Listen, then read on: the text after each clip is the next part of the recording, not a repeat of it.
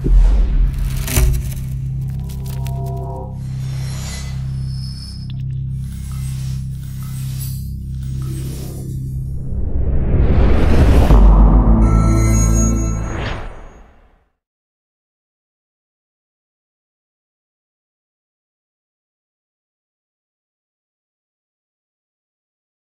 good evening, ladies and gentlemen. It's a pleasure to welcome you all here at this double-header event we have. And so we have the launch of something called the Earth League, which is taking place here tonight, and also followed by a lecture by one of the members of the Earth League, Johan Rockström. So without further ado, I'd like to welcome Guy Brasseur, who's the chair, acting chair, I was going to say, but I think chair, I should say, of the Earth League, and he's going to tell you about the Earth League, but let me tell you a little bit about him to start with. He's a chemist who became a very eminent scientist looking at the upper atmosphere, and did research on that in various places in the world. At one point, I think he was even an MP in Belgium, is that right? So that's an unusual part of a scientific career, and I think it probably helps in the policy work. He was a director of the Max Planck Institute for Meteorology in Hamburg, and also the German Climate Computing Center. And more recently, he was then director of the National Center for Atmospheric Research in the NCAR's Earth and Sun System Laboratory. But presently, he's director of the Climate Service Center in Hamburg. So over to you, Guy.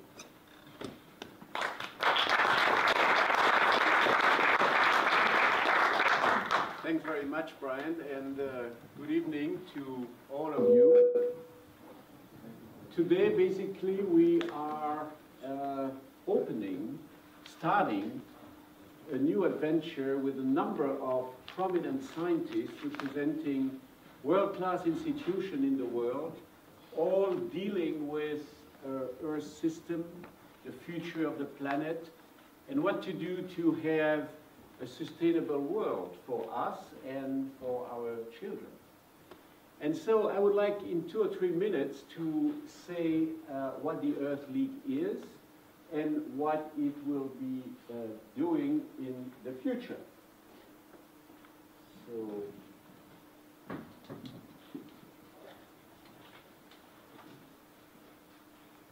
So the Earth League is an alliance of prominent scientists on a voluntary basis, and also an alliance of institutions dealing with planetary processes and sustainability issues. Why are we there? It's because we want to give answers to some of the most pressing questions that the planet is facing today and humankind is facing today. So there are a lot of issues that we need to deal with, and that where we need to make progress in order to be able to better inform key decision makers in the world. And they include some of the ones that you see here: the complex dynamics of the physical Earth system, the functionality and the resilience of biospheric diversity, world food production and global public health in the 21st century, planetary commons and planetary boundaries, integrated mitigation adaptation strategies, climate-compatible energy mixes, novel concept of urbanity and rurality, equity under global change, and induce innovation and transformation. So you will see a number of people here in the rooms who are committed to work with this group of prominent scientists. Most of them are here. Some had to leave or couldn't come today, but here are they. Otmar Edenhofer from the Mercator Research Institute on Global Commons and Climate Change in Germany. Sir Brian Hoskins, you just saw Brian a minute ago, who is the director of the Grantham Institute for Climate Change here at Imperial College.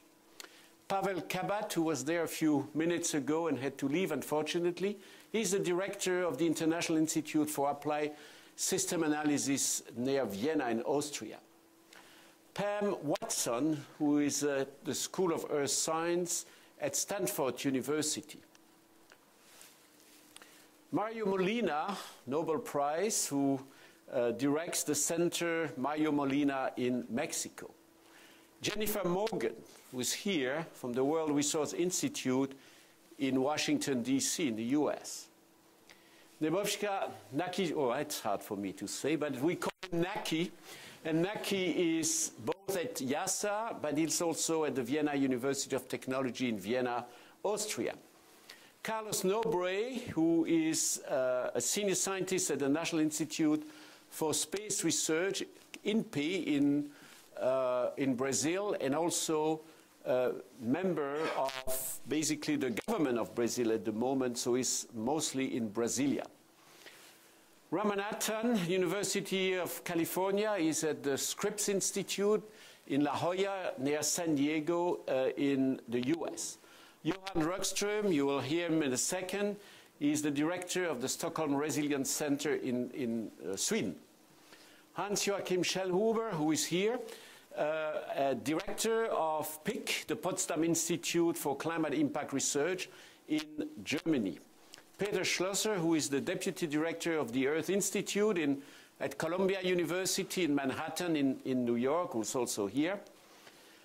Yuba Sokona, who couldn't make it, but is a member of the United Nations Economic Commission for Africa, is in Addis Ababa, Ethiopia. Lina Srivatava at the Terry University, I think it's in Delhi, in India. Lord Nicholas Stern, who is here from the Grantham Institute on Climate Change and also at the School of Environment of the London School of Economics in the UK. And Guanhai Xu, who is also here, former Minister of Science and Technology of the Republic of China and member of the Chinese Academy of Science in Beijing, China.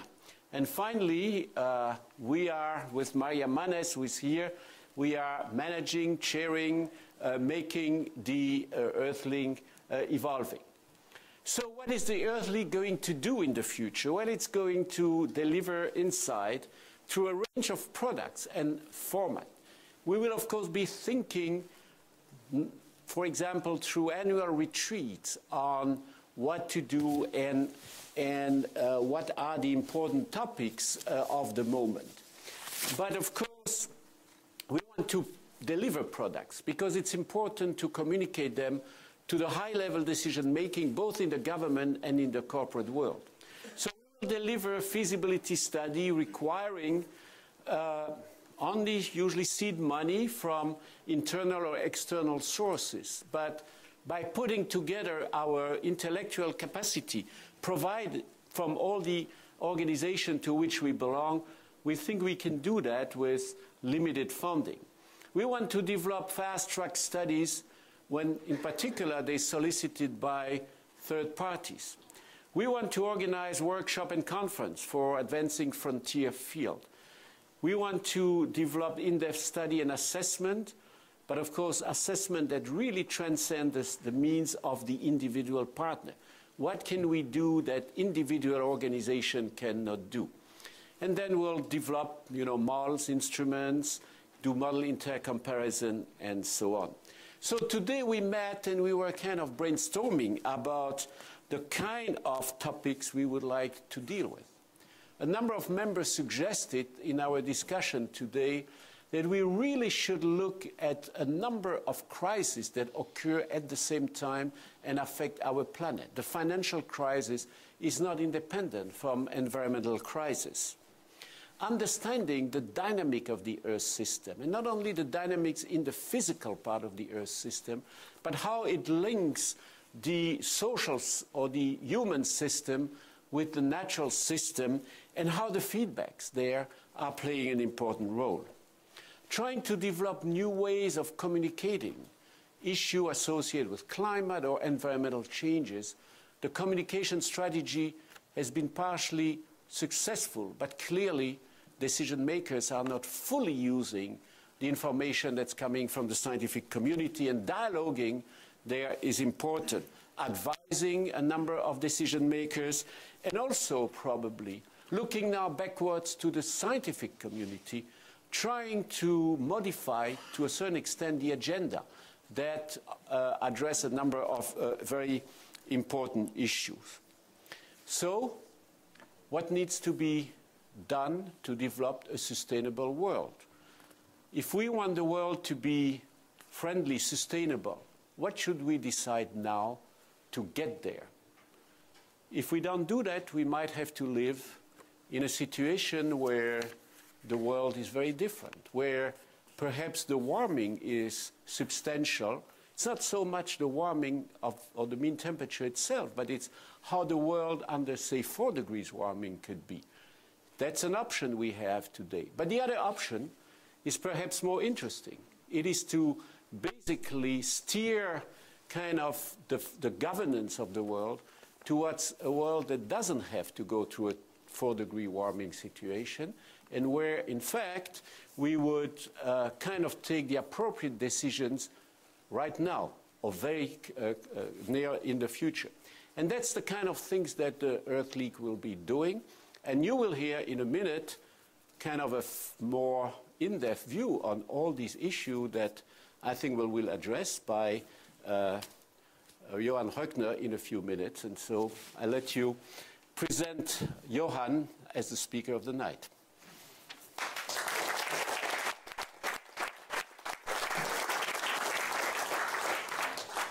Thank you, Guy. And there'll be a chance after Johan's lecture, when you've asked him some questions, to also ask Guy some questions on the Earth League, if you wish. So now it's a great pleasure to introduce Professor Johan Rockstrm to you. He's a leading scientist on global water resources and the strategies to build resilience in water-scarce regions of the world. And he's very well known for his recent leading of the new planetary boundaries discussion and the papers that flowed from that. And he is Executive Director of the Stockholm Resilience Centre and a professor in Stockholm University. But also, unlike us, many of us again, he was Swede of the Year in 2009. Can you imagine any Imperial College professor being Brit of the Year? No, I can't. And then, not satisfied with that, he was ranked as the most influential person on environmental issues in Sweden in 2011. And recently, he was voted back in again for 2012, with, I gather, the Minister for the Environment being number 20 on the list. So we are pleased welcome Johan Rockström.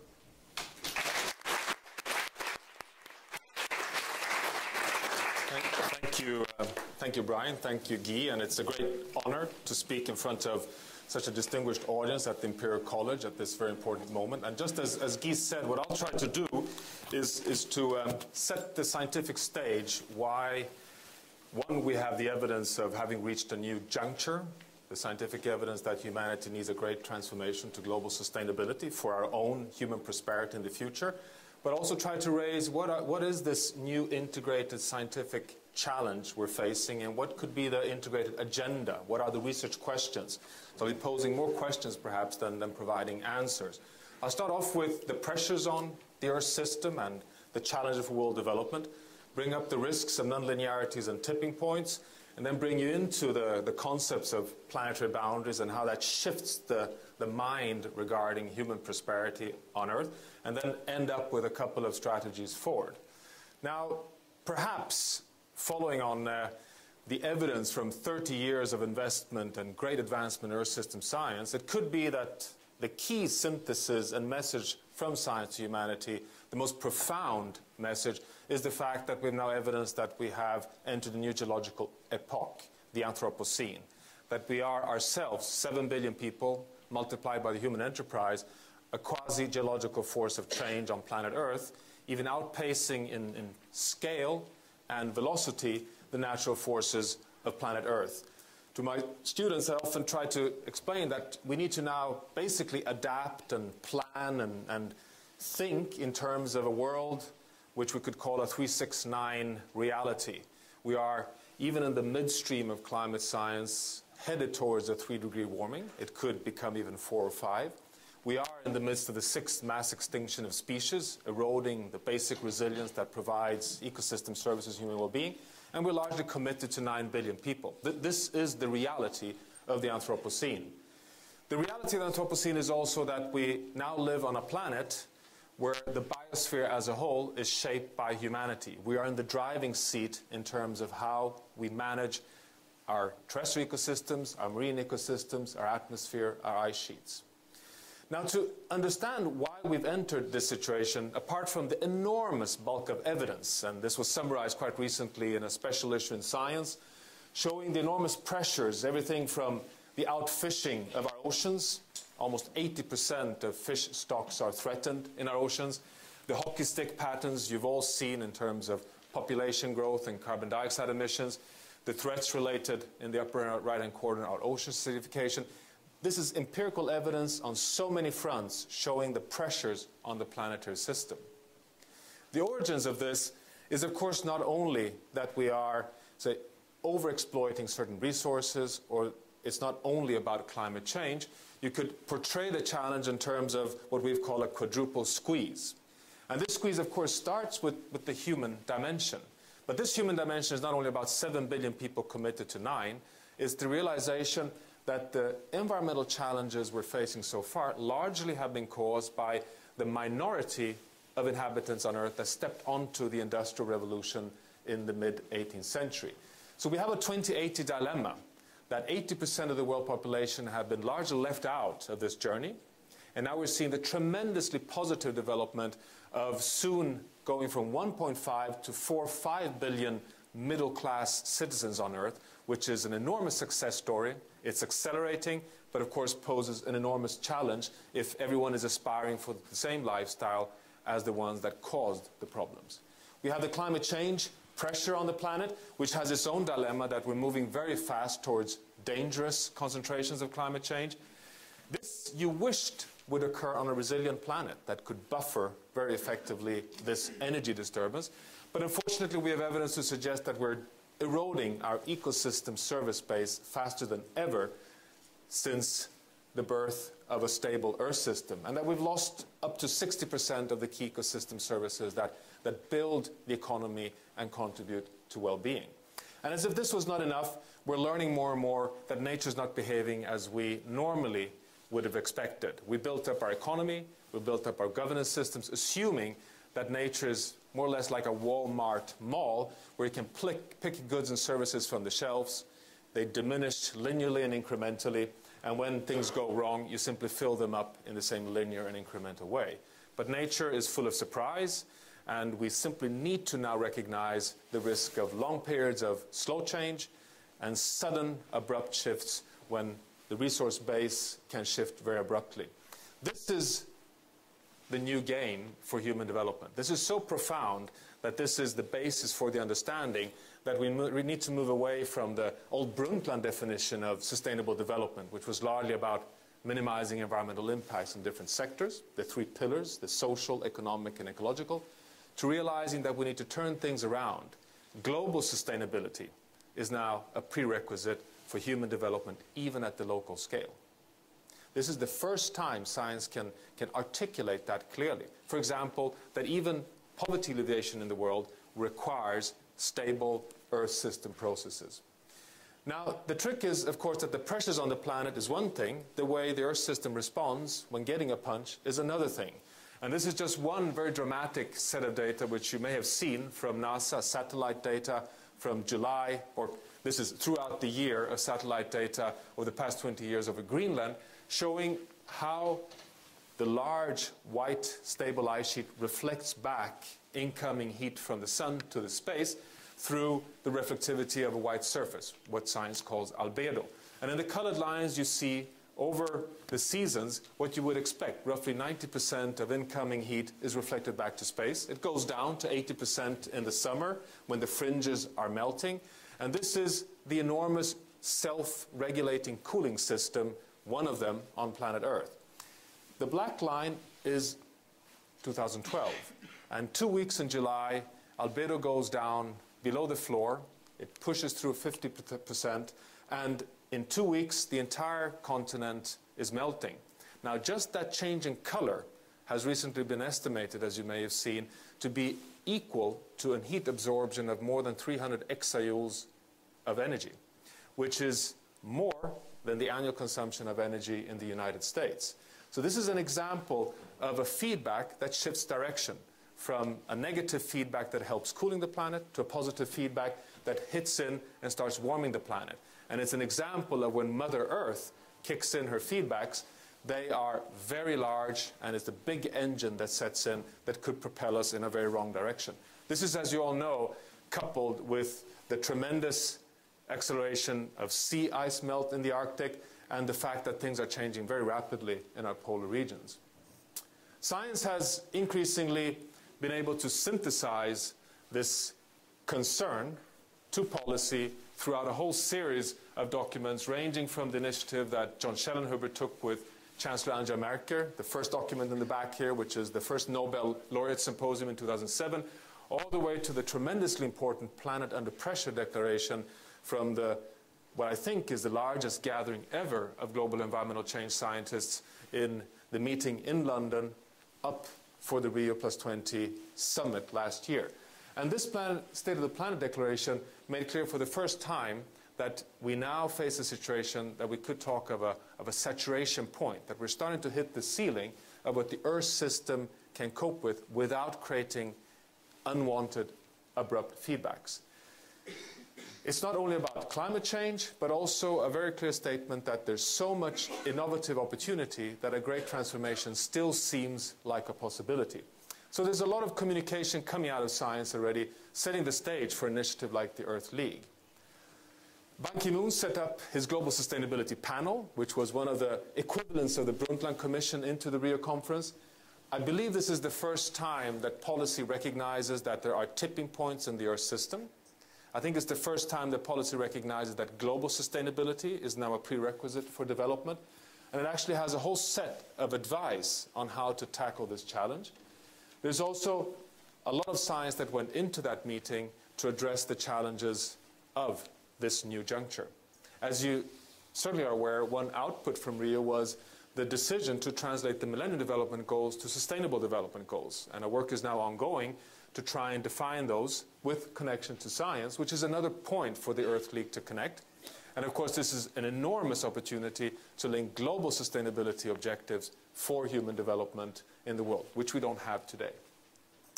Even business communities are starting to understand that something new is happening. This is normally how the turbulence in the world is portrayed, with the Lehman Brothers sucked into the vortex of the financial crisis. But even The Economist welcomed humanity to the Anthropocene roughly a year back. And I think there's a growing recognition that we're starting to see interactions between abrupt financial, political, social turbulence interacting with ecological turbulence. The evidence that even the Arab Spring, which of course was an enormous tipping point in terms of a whole new generation of young, interconnected youth, after being suppressed for 3 decades, rising against that oppression. But there's also evidence that exactly at that time, phosphorus prices rise with 150%. Oil prices rise with 120%. And both Putin and Australia shut their export borders because of forest fires in Russia and 12 years of drought in Australia.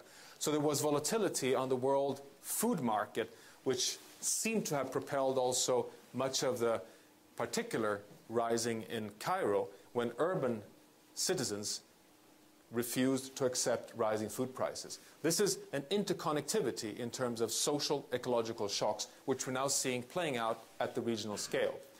The Economist has a typical British understatement citation in this Anthropocene issue, which I think is a good reflection of the sentiment among scientists, which is that when reality is changing faster than theory stipulates it should, a certain amount of nervousness is a reasonable response.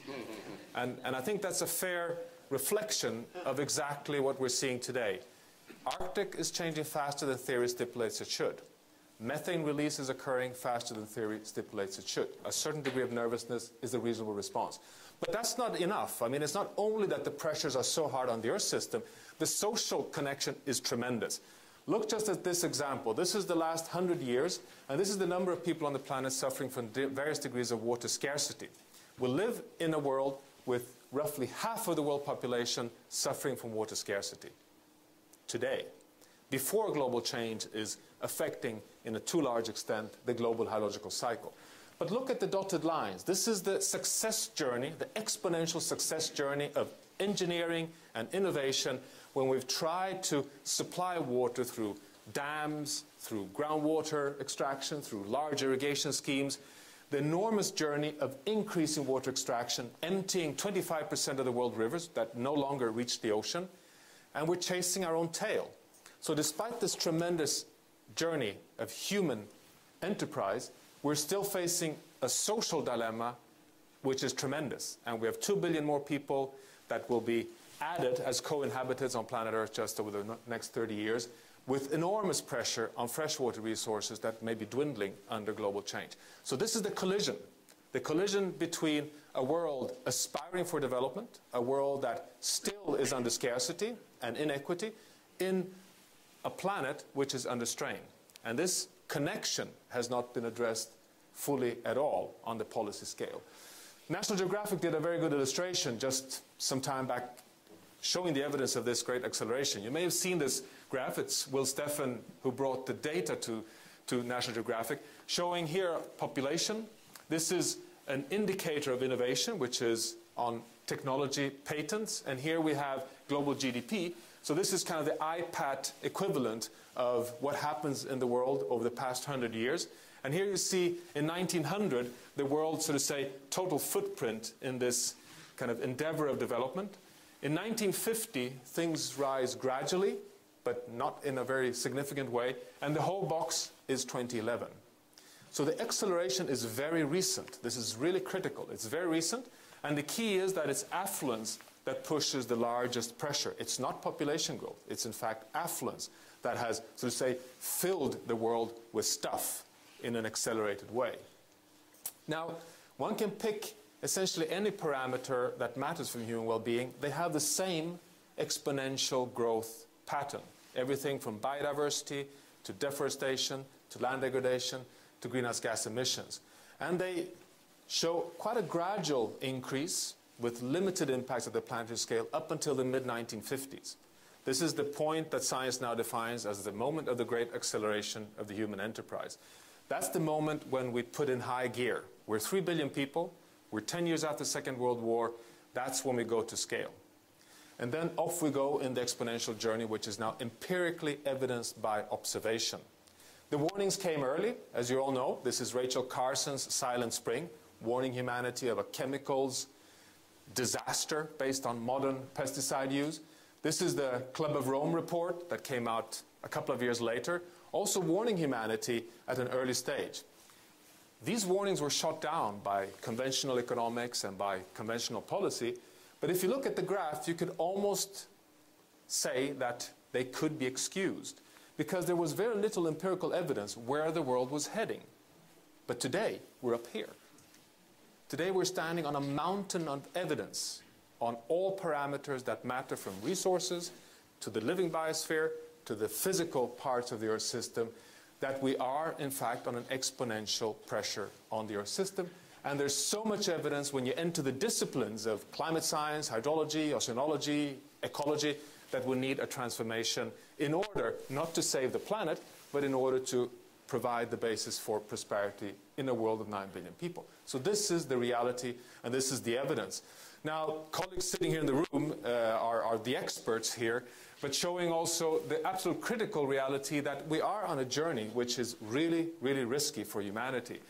The work by Glenn Peters and others showing that we're following the IPCC A1 scenarios. The A1 scenarios, as you all know, was the one that were conceived to be totally unrealistic. It would never happen that we would follow that dangerous path that takes us to risk levels of 4 to 5 degrees. John Schellenhuber and colleagues and their great co-workers, Malte Meinshausen and others, colleagues from IASA, who are also part of the Earth League, showing that we are coming close to a branch point where the choice is really clear. Either we start propelling ourselves with feedbacks towards warmings that would take us to a catastrophic future, or we bend towards a safe, more stable future. And the window is shutting down quite quickly. So I think to summarize, and this is not a scientifically based statement, but it's more challenge to us working in this field, what if the great acceleration is just the beginning? What if we look at these exponential curves, but recognizing that we're soon heading towards a world with more than half of the world population in a mode of consumption and production, if it would be the same as the minority that has caused problems so far, would put a tremendous accelerated pressure. And what if the Earth system itself has not even started with its positive feedbacks, but rather actually the evidence shows that the Earth system has been dampening so far, meaning that what if we sort of say so far have just reached the aperitif of a journey which may accelerate even further under the pressures of the Earth system engineering up its feedbacks and the social high gear not even being put in yet. And this is, in fact, an enormous challenge that needs to be addressed. So this is all the basis then for a new type of science. And what kind of science is this? Well, it's a science that needs to incorporate something novel, namely to break what is on this slide here, namely that we have for so long pursued our disciplinary deep digging in economics, in behavioral science, in natural sciences of all the different kinds, learning a lot in the different parts. We're doing some work on integrating these. I think there's a lot of evidence, but often the insights are relatively blurred because we're stuck in this thinking that change is incremental, change is controllable and predictable. And now there's a slide missing here. There should have come up a very clear painting by Dali showing one of his fantastic surrealistic postmodern paintings here. I'll show that to you afterwards. But it's absolutely clear, and that's what the Earth League will deliver. We have evidence, of course, of surprise, which is very evident. This is work from Jim Hansen. You've probably seen this very dramatic set of weather data showing that in 1955, the red is a very small 1% area of Earth with extreme weathers surpassing 3 sigmas, 3 standard deviations, a 1 in 1,000-year event. While in 2011, we have 14% of the Earth's surface subject to 1 in 1,000-year type extreme events of droughts, floods, heat waves. So the reality of global change is already with us. There it is. This is a surprise even to me. So this is the clarity that we need to start integrating, and the integration is one of the keys to succeed. Now I'll just dig into what's then one of the elements that we're missing in this science. Well, one part I've already alluded to is that we have for so long assumed that ecosystems under pressure change linearly as presented in the upper left-hand corner, and the growing insight, which of course is a 30-year advancement of complex systems research all the way to ecosystems and resilience science, that we have thresholds but even hystereses, and we often illustrate this by indicating that systems have multiple stable states, illustrated by this depth of the cups. The system is the ball, and that we have thresholds defining the resilience of the system to withstand change, and this goes for social and ecological systems, and the growing evidence that systems tend to universally have this behavior. John Schellenhuber presented this absolute seminal map of the climate risks in terms of tipping elements, abrupt changes of irreversible shifts that can occur from the Arctic melt all the way to shifts in the ENSO and Indian monsoon systems. Tim Lenton and colleagues recently put forward a map showing the risk of tipping points in the Arctic system, which in turn would affect large parts of the Earth system. You may have seen the recent research showing that perhaps Greenland is less sensitive to rapid changes than we previously thought, Greenland holding the potential of 7 meters sea level rise. This is 6 years of ice core data led by Dorte Jensen and colleagues at the Bohr Institute in Denmark. And this is, I think, a very important piece of science because it indicates that in the Eemian, in the last warm interglacial, when we had some 8 degrees warmer temperatures for 6,000 years, Greenland may, in fact, have been more intact than we previously thought, lowering its ice depth with only some 100 to 200 meters, which would only have contributed to 2 meters sea level rise. The trick is that that may be relaxing in terms of the sensitivity of the Arctic, but the trick is that most evidence showed that the Eemian had sea levels of more than 6 to 8 meters higher, which would suggest that the Antarctic is more sensitive than we previously thought. So these are the kind of surprises that we now need to incorporate, not only in science, but also in policy. Then, of course, we have the paradoxes of when the Arctic is warming through the amplifier effect of a doubling heat pace than the rest of the world, The Arctic vortex shut down a couple of years back, which holds the cold jet stream up in the Arctic, pushing down cold weather to the Nordic regions, creating a storm of climate skeptics, raising the question, so where is global warming, just a couple of years back? And the paradox is that science, still I think in the area of uncertainty, is suggesting that this may be exactly the kind of paradoxes we might expect when the Arctic is becoming unstable. So these kind of unexpected feedbacks are absolutely critical. We're now complementing the climate tipping point maps with other abrupt changes that can occur. This is just some tentative work that is not published yet, showing the hotspot regions in the world where we could see abrupt shift in water supply, not because of climate change, but because of land use, mismanagement, deforestation, and risks related to over-extraction of water. So there are interactions between different components of management which are absolutely critical. Marine systems show the same pattern of abrupt changes, with a number of evidences around different marine systems of shifts, particularly in tropical coral reef systems, going from hard coral to soft coral systems and getting stuck. We have evidence that these marine tipping points interact with social and political decision-making, particularly because the fish fleets are global today, moving very fast around and basically vacuum cleaning the remaining parts of fish stocks. We have growing evidence that high predators and biodiversity plays a critical role to keep ecosystems stable, and showing that when we break down high predators, it has domino effects to the food webs, making systems, large systems, from the Baltic to wetlands to savannas, less strong with relation to pressures and disturbances. This is some work that was published quite recently, which I think is absolutely critical, showing that when, as a rule of thumb, indicative work showing that when fish stocks go below 30% of their resources, seabird populations seem to abruptly shift in numbers, which is, again, an example of how the biosphere is interacting with our management systems. Carlos Norbis, who's also part of the Earth League, presenting quite recently the updated research on the potential higher sensitivity than we previously thought of the Amazon rainforest, with the risk that climate change, causing unprecedented droughts of the past 5 years, interacting with opening up of the forest through deforestation, causing dry air turbulence, which could break down the inherent feedback, which is self-generating a rainfall, to a more savanna-type feedback, which is drying, a self-drying system, which could abruptly shift the system to a savanna.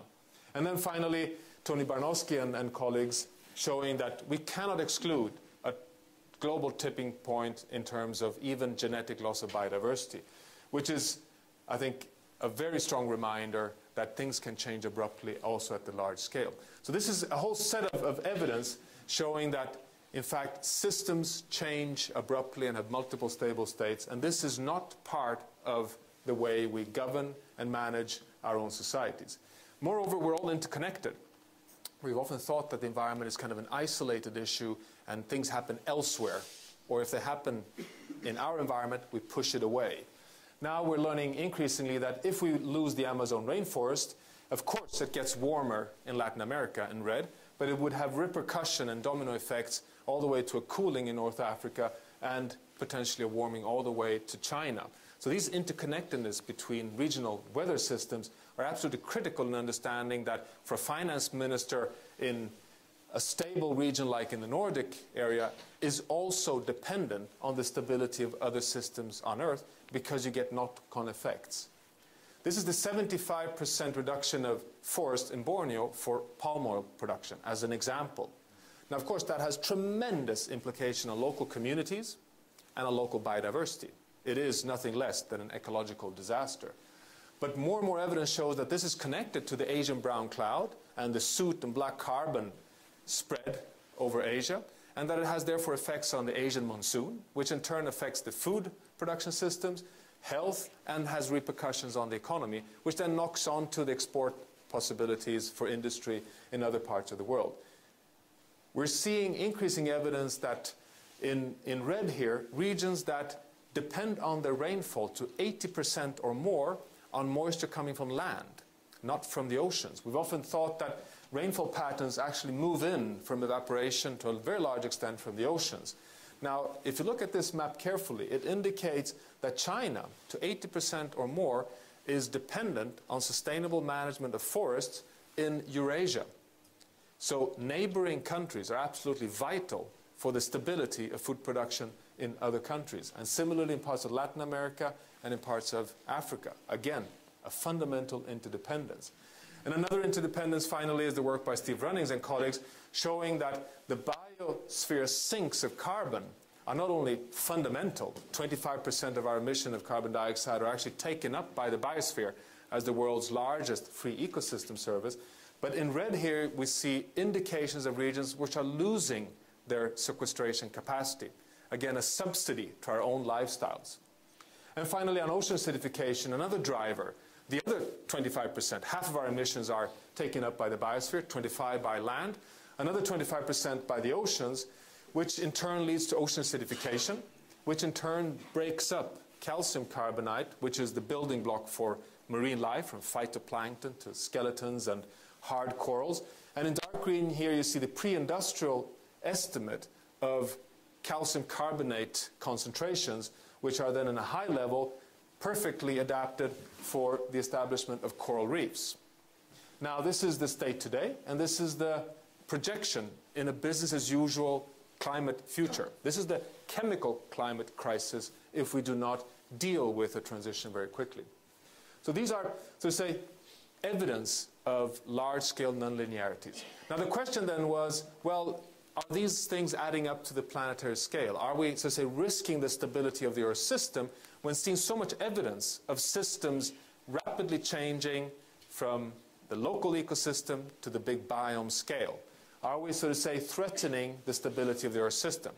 To answer this question, we first need to know what is our desired state of planet Earth.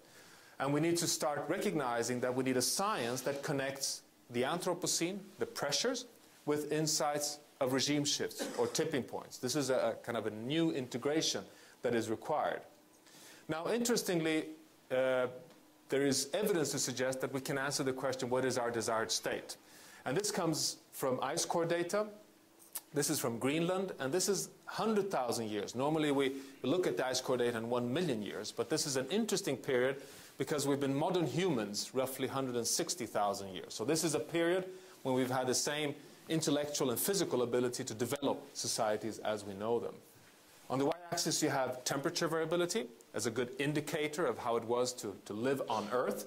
And as I'm sure you're aware, this was a jumpy ride indeed for humanity during most part of this journey. In fact, we were hunters and gatherers. We were 2 to 40 million people on Earth. At this cold spot here, when much of the fresh water on Earth was tied up in the poles, new DNA-based paleoarchaeological data indicates that we may have been down to 15,000 fertile adults on planet Earth. So we're truly family, all of us. This jumpy ride ends with the advent of the Holocene. And we barely enter this extraordinarily stable Eden's garden, and we do our first most important invention, namely we invent agriculture. And after inventing agriculture, off we go in the civilizational journey we all know. We reached the moment of the great acceleration in the mid-1950s. We're 3 billion people. We're now 7, on our way to 9. What is so extraordinary with the Holocene is that even though the genetic diversity of everything we know of planet Earth has been around for millions of years, it is in the Holocene that things settle in.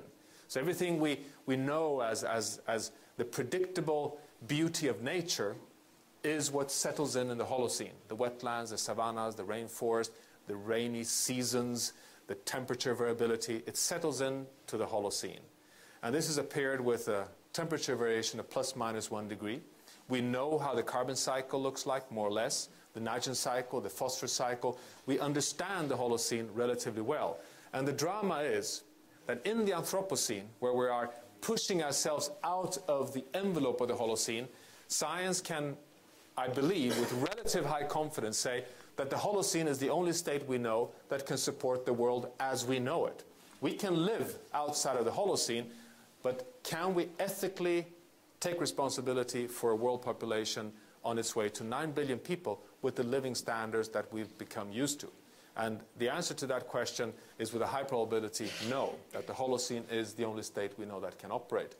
And this means, for example, that we are dependent on systems like this. We're dependent on stable ice sheets that function as coolers of the planetary system. And we therefore can start asking science, what is then the safe operating space for humanity? What are the Earth system processes that we need to be stewards of to be able to remain in Holocene-like conditions? And can we, for each of those environmental processes, define a boundary beyond which we risk abrupt changes? And could that boundary be quantified so we provide ourselves a safe operating space? And that was what became the Planetary Boundary Framework, with a number of colleagues, some of them in the room, trying to identify what are the key processes to keep planet Earth in a state that can support human well-being. 9 systems were identified, 7 of them were quantified, and for climate change, biodiversity, and eutrophication, the estimate was that we're already in a slippery zone where abrupt changes occur. And we have a lot of evidence, particularly on climate change and the Arctic, that this estimate seems to be correct. And this is not a doomsday analysis. In fact, the purpose of this was to challenge science, to make this kind of DALI integration towards a more clear understanding of complexity and system interactions. But it was also to say, this is a safe operating space within which we can have human innovation. We can have growth. We can have a lot of different types of governance systems, but recognizing that just as you play soccer, there's a line that when the ball is kicked out, it's game stopped, and that the game is played within the field of the soccer team. This, of course, is analysis that didn't come from the thin air. It comes from advancements of research over 30 years of Earth system science, the whole evolution from Kenneth Boulding's Spaceship Earth to ecological footprints to the work of Herman Daly and Clem of Rome, etc., but also the insights from tipping elements research, guardrails, resilient science, which led up to this concept, which has then triggered a lot of science and thinking, a lot of debate, and I won't go through that, but just to say that that's one of the advancements that can be used as a guide in this transition. So now in my final just 5 minutes or so, I'll just sort of say, throw out a couple of challenges of what does all this imply then for the development agenda in the world. Well, to begin with, I think there is evidence to say that we therefore have to go from local to national development to planetary stewardship. We've never done that before, but there seems to be evidence enough to say that things now have to add up at the global scale. And of course, it also requires us to recognize the risk of social, political, ecological interactions and big shocks. Just before the Lehman Brothers and the financial crisis, you may have seen that a group of ecologists led by, this was Robert May and Simon Levin, others, actually published a paper showing that we can perhaps learn from ecosystems. And they were saying that looking at the financial system 6 months before the crash, it seemed to have indicators towards a tipping point, half a year before the financial crisis. So there's clearly something to learn between nature and finance. And that we need to start understanding that there are traps and big whammies that could hit in an unwanted way.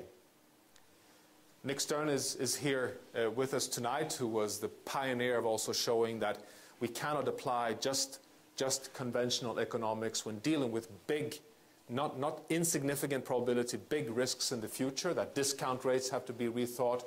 There's great work by Joseph Stiglitz and Amartya Sen and others on going beyond GDP, the prosperity without growth discourse, looking at what in fact is well-being on a planet that cannot grow infinitely on a finite planet. And you may have seen the great work by Pavan Sukhdev and the whole economics of ecosystems and biodiversity, showing the growth of an ample set of evidence that we may now need to rethink economics in the context of the Anthropocene.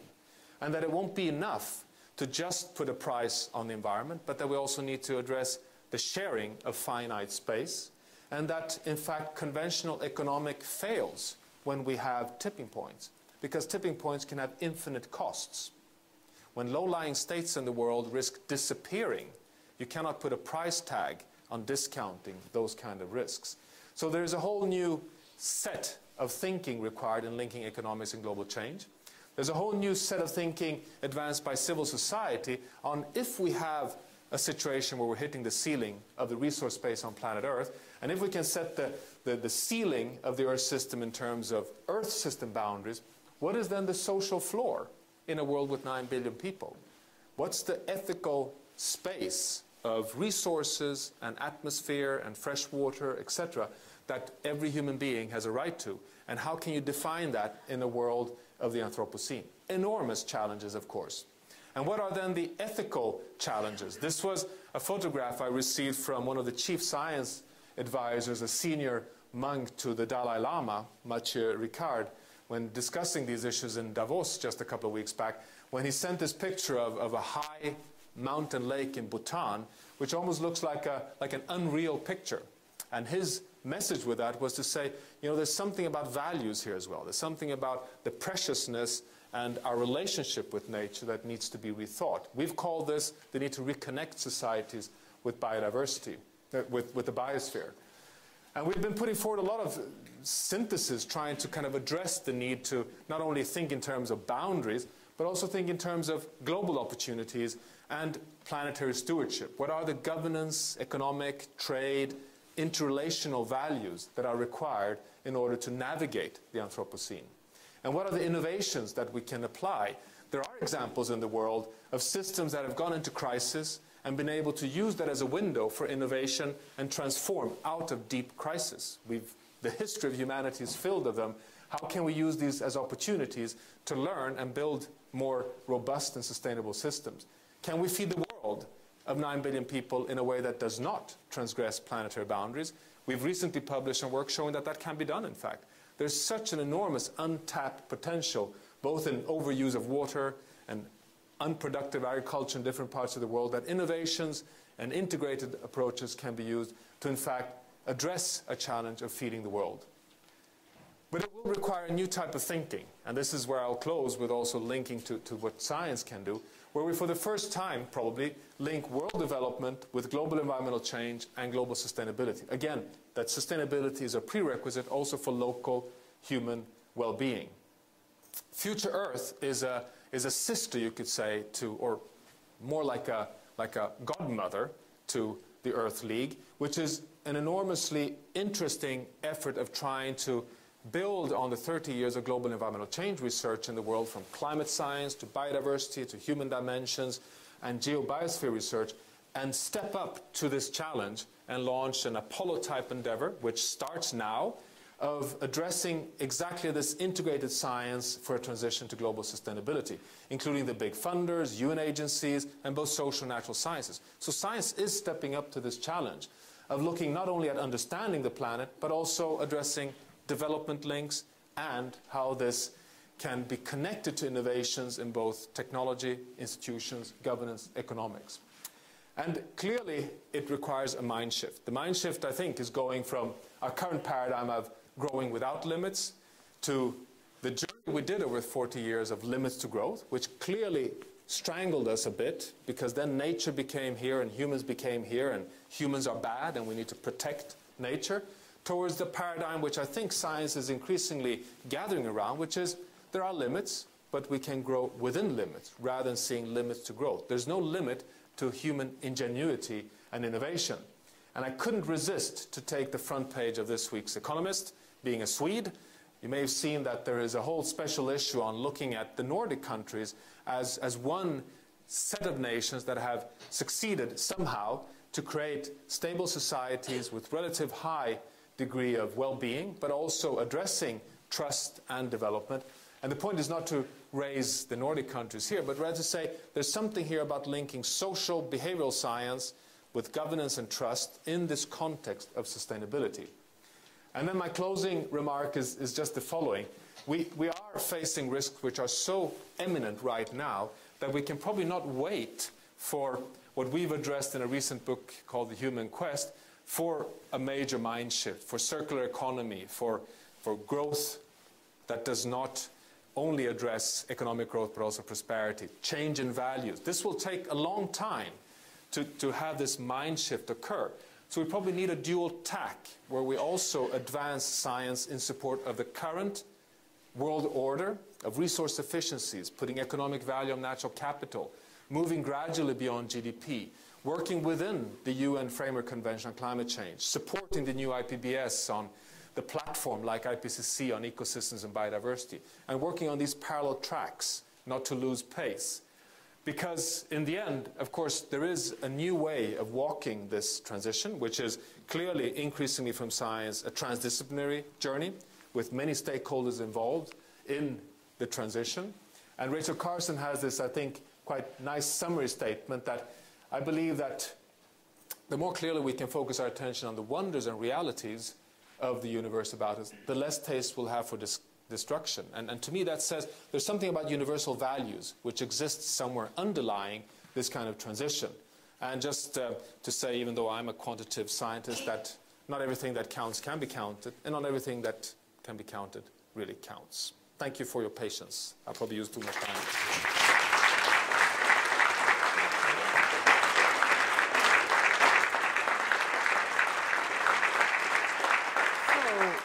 Now I would like to open the floor for questions to Johan, but also questions to Guy, maybe to other members of the Earth League that are around. I kindly ask you to be concrete and short with your questions. And just now is your time. Yeah?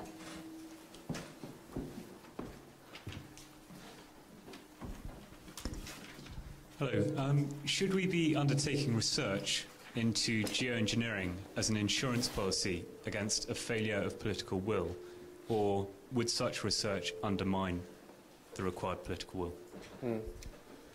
Yeah, and I hope that others among the Earth League colleagues here also, or anyone else can fill in. We had a discussion about this just earlier today, in fact. Paul Crutzen, for example, one of the co-authors of the Planetary Boundary Works, as you may be aware, has drawn the conclusion that we're hitting so large risk that geoengineering cannot be excluded. We need to simply explore both tracks. I mean, there's a lot to indicate that many of the geoengineering ventures may have larger negative feedbacks back, which we don't know of, than the solution that they will appear to solve on the short term. But on the other hand, we are geoengineering the planet already today, and every step we're taking is a form of geoengineering. And I think there's a lot of promise in innovative ways of using nature as a tool for geoengineering. I mean, for example, using the photosynthesis as a carbon sequestration strategy linked to different kinds of biomass energy production. So, of course, there are different ways of doing this in a way that is sort of, say, integrated with how the biosphere operates, rather than putting mirrors into space or fertilizing the oceans with zinc. But of course, this is an area that many have great expertise in. Yeah, my name is Chen. I'm a member of the Earth League here, and actually Peter Schlosser also could comment on this, but I wrote a paper in PNAS, Proceedings of the US National Academy, precisely on that. The title is Last Things Last. No? And it means that if you just try to figure out how we could hold the 2 degrees line on this planet, that means keep global warming within a certain limit, when you have a curve in mind, which means by 2020 global emissions have to peak, and by 2070, more or less, you have to hit the zero line. And when you go beyond zero, so to speak, that means you need negative emissions. You have to extract carbon from the atmosphere. But it's about 3 to 4 gigatons per year. So, yes, we may have to do what I would call the good geoengineering, that is extraction of carbon.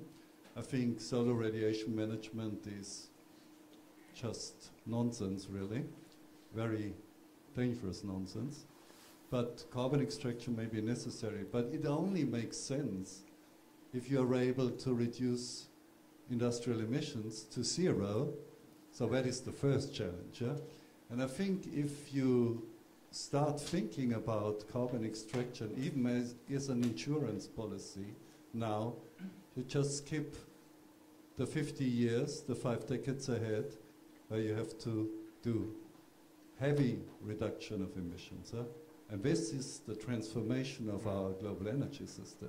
So in a sense, the geoengineering debate may be just a distraction. Now, Peter Schlosser, I think, may have a completely different take on this, and maybe Peter, you want to chip in here.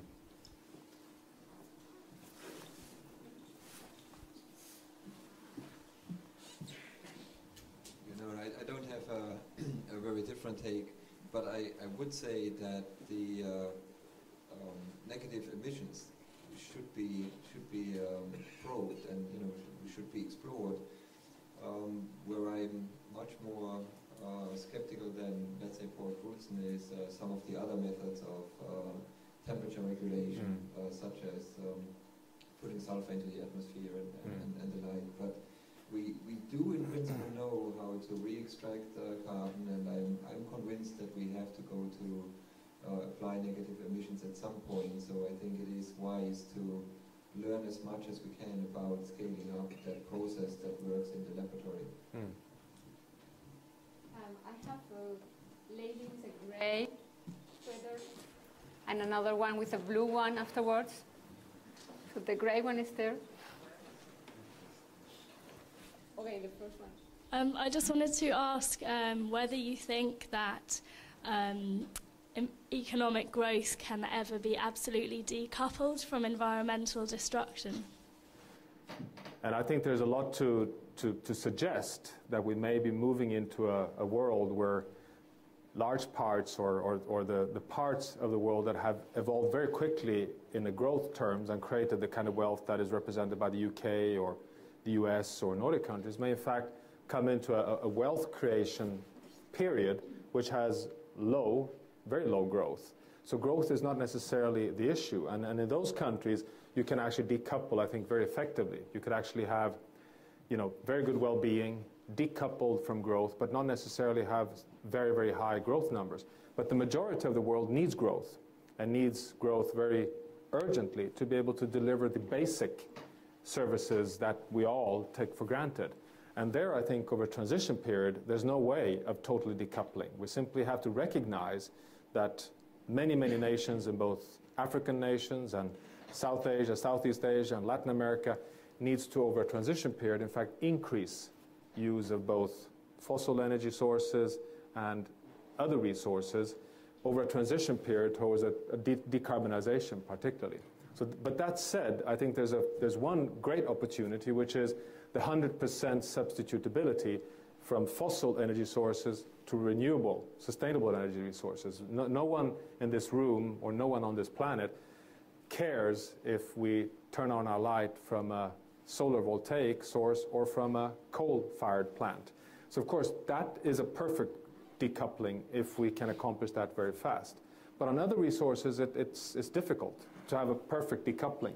That's why I put it as one of the final slides, and the European Union is doing a lot of great work here to try and explore avenues of moving from not only the current inefficient economy to resource efficiency, but to a circular economy where fluxes of resources are actually turned back into society. But that's a big transformative step. But again, there are many experts here. Nick, what's your view on on this very good question? Nick Stern, London School of Economics. If we let this argument become one between growth on the one hand and climate and more generally climate responsibility, more generally sustainability on the other, then climate responsibility, sustainability will lose. And it's also a false dichotomy if we look out over the next 40 or 50 years. I mean, growth forever, who knows? Forever is a very long time. As Woody Allen said, the eternity is a very long time, particularly near the end.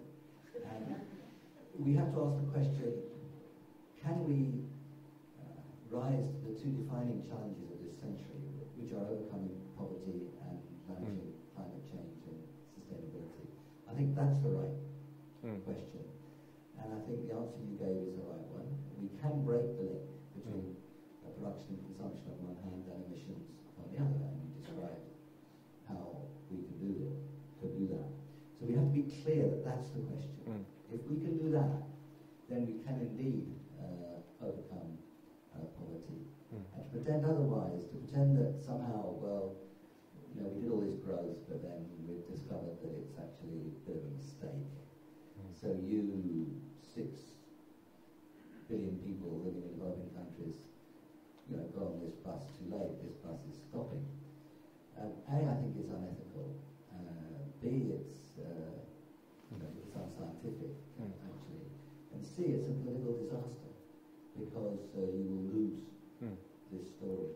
So the challenge, I think, which we have to rise to, is to describe what this alternative way of doing things looks like, and demonstrate it. The power of the example is absolutely crucial.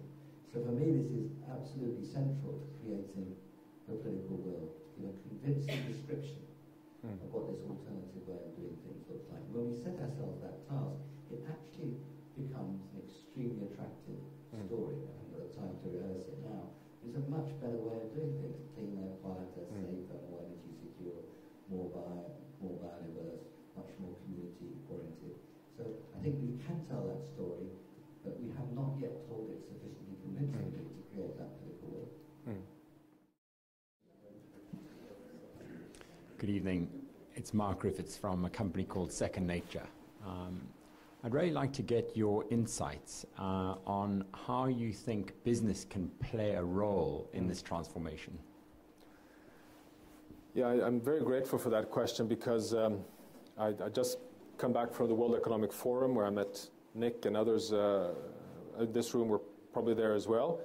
And what strikes me, and I think many of us, is that at least at the top level of large multinational industries that depend on ecosystem services, like the big food industry, the Walmarts of the world, but also big companies that depend on mobility and basically depend on markets functioning in terms of water supply and consumer stability, are, in my mind, much, much more concerned than the political leadership in the world. There seems to be, like, you know, if this was a Tour de France cycle race, science has the yellow leadership shirt and is way ahead, but business is kind of trying to come and lie behind science, but we've left the political leadership way, way behind.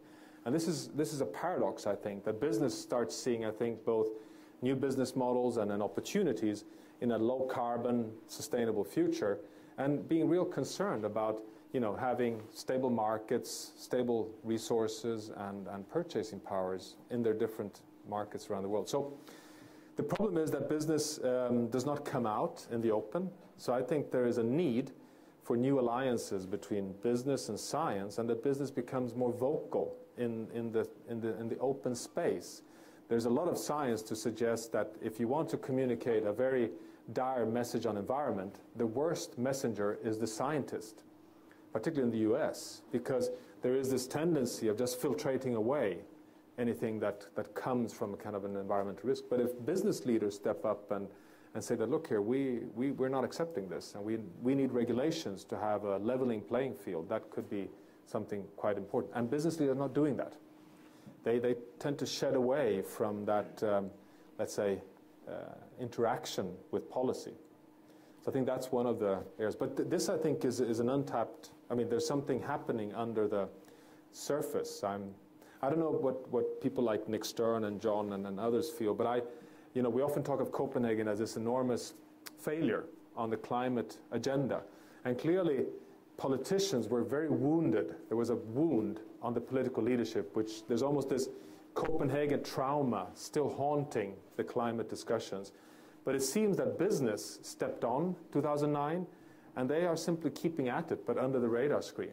There seems to be some kind of deeper understanding, which keeps, I think, in a more profound, systematic way. So I'm quite optimistic, in fact, when it comes to the private sector. I think I'll just finish events now and say thank you very much for everyone coming to this launch of the Earth League. And I'd like to particularly thank the members of the Earth League who've come to Imperial today for this launch, and Guy for telling us about it. And I'd like to finish by thanking Johan for this very powerful, challenging presentation of his. I hope you found enough optimistic words at the end that the challenges are huge, but there is a way forward, and that's what we hope the Earth League will play its part in. So thank you very much, Johan.